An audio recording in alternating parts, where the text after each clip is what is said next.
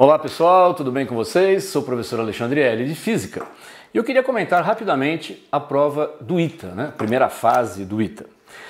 Bom, primeiro num aspecto geral, eu acho que a prova ela foi mantida, né? As suas características principais, acho que é o mesmo padrão.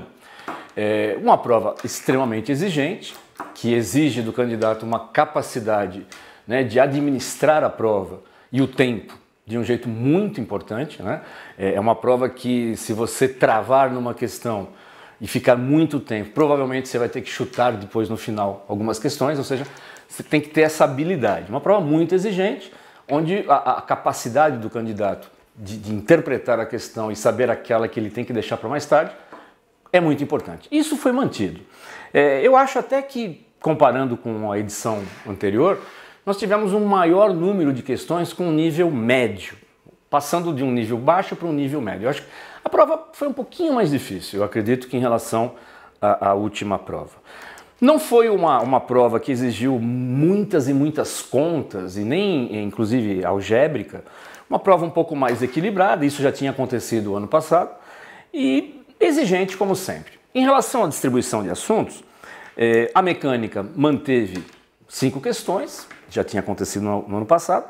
Nós tivemos, eu queria destacar, um aumento de eletricidade, né? Nós tivemos 5 questões de eletricidade dessa vez, foi um aumento em relação à última edição. E, por outro lado, nós não tivemos uma questão específica de física moderna, ela apareceu um pouco misturada na primeira questão de física geral. Então, 5 questões de mecânica, 5 de eletricidade, 2 de ondas, uma de ótica, uma de termologia e uma de física geral. A física moderna provavelmente deve aparecer na segunda fase. Eu queria chamar a atenção em relação a algumas questões, né? Porque aquilo, quem se prepara para o vestibular do ITA, sem dúvida, ele tem que ter uma preparação diferenciada, não é uma preparação qualquer. Até porque, em muitos casos, o ITA cobra questões que tangenciam assuntos do ensino superior. E às vezes não só a questão do assunto mais difícil, mas a habilidade.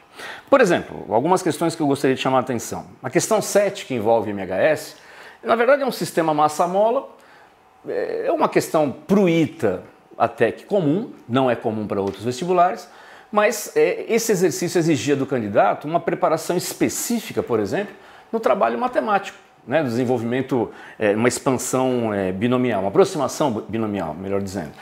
Isso requer uma preparação um pouco mais focada no exame do ITA. A questão número 10, da fenda dupla, né, experimento de Young, ela também é uma questão que se diferencia do ensino médio geral, normal, e que exige aí para o candidato que vai se preparar para o ITA, uma preparação muito bem focada e específica. Outra questão, por exemplo, a questão 13, você tem que levar em conta um tempo de descarga de um capacitor. Isso também não é uma coisa assim tão trivial e estudada no ensino médio.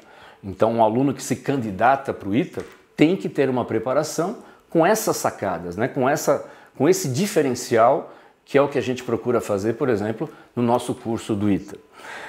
A questão 14 também, né? Se você pegar o programa do ITA, tem lá, de um jeito até bem vago, a produção de um campo magnético por uma corrente elétrica. Mas isso depende muito, existem situações em que a coisa é muito mais complicada. Por exemplo, na questão do fio, né? A questão interna, oca, a rigor, a lei de Ampère, ela precisa ser conhecida.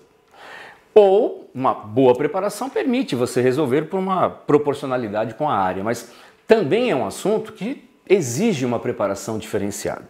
Então, nesse sentido, eu acho que é uma prova que foi mantida a dificuldade, mas que mostra que a preparação específica para o ITA é muito importante, é decisiva.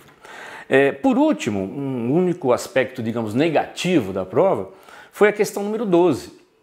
Aliás, era uma questão simples, né, de resistência, só que não tinha nenhuma alternativa.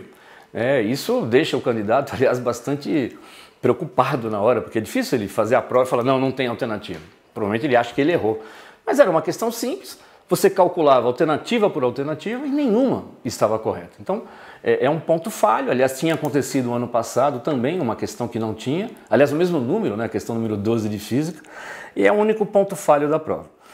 Bom, eu acho que assim, um aluno bem preparado conceitualmente, ele pode, digamos, se candidatar ao ITA, mas ele precisa realmente dessa preparação a mais. Essa coisa a mais é decisiva na sua, digamos, na sua chance de entrar no vestibular do ITA.